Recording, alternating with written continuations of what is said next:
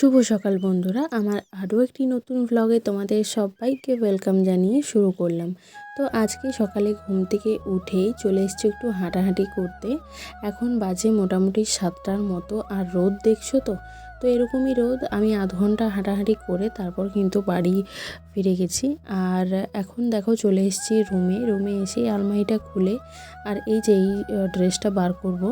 তার আগে দেখলেই আমি সুন্দর করে কিন্তু গুছিয়ে নিয়েছি, নিচটা দুটো থাক গোছানো হয়নি, ওগুলো এখন আর পারবো না। তো যাই হোক, এদিকে আমি গেট রেডির মতো কিন্তু ড্রেসটাকে পরে নিলাম।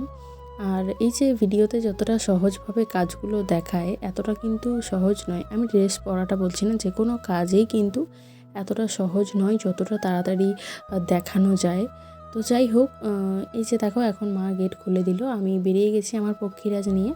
তো ওখান থেকে কেনাকাটা করে দেখো আমি এখন কিন্তু বাড়ির দিকে রওনা দিয়ে দিয়েছি। তো দু একটা জিনিসই কেনার ছিল। তো তারপর দেখো আমি কিন্তু বাড়িতে পৌঁছেও গেছি। যাওয়ার সময় মা গেট খুলে দিয়েছে, কিন্তু আসার সময় আর কেউ ছিল না গেটের সামনে। তো যাই হোক, আমি এই যে পৌঁছে গেছি বাড়িতে। আর এখন হচ্ছে খেয়ে নেব মুড়ি আর চপ, শসা এইসব দিয়ে। তো তারপর দেখো এদিকে অন্য একটা জিনিসও এনেছি। এটা আগে স্কুল লাইফে খুব খেতাম, মানে প্রতিদিনই আর কি খাওয়া হতো। তখনই এগুলো এই যে দোকানে চপ নিয়েছি ওই দাদু বানাতো।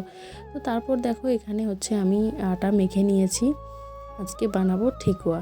তো ঠেকুয়া তোমরা কে কে খেয়েছো অবশ্যই কমেন্টে জানিও। এটা হচ্ছে বিহারিদের একটা খুবই পছন্দের খাবার।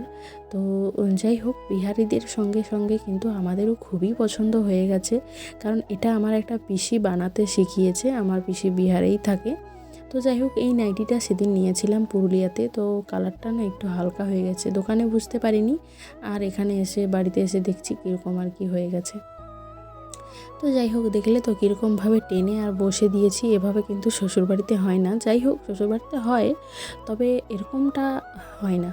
তো যাই হোক, এদিকে দেখো মা কি রান্না করেছে। এদিকে ডাঁটার তরকারি করেছে, এদিকে দেখলেই ডাল আর বীজ ভাজা করেছে।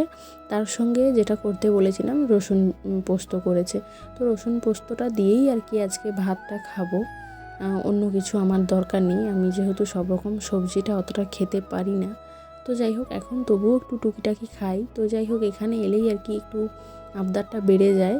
ওখানে সব কিছুই খেতে পারি, শ্বশুরবাড়িতে যেহেতু নিজে রান্না করি সবই খাই মোটামুটি, কিন্তু এখানে এলে যেন সব কিছু অরুচি হয়ে যায়।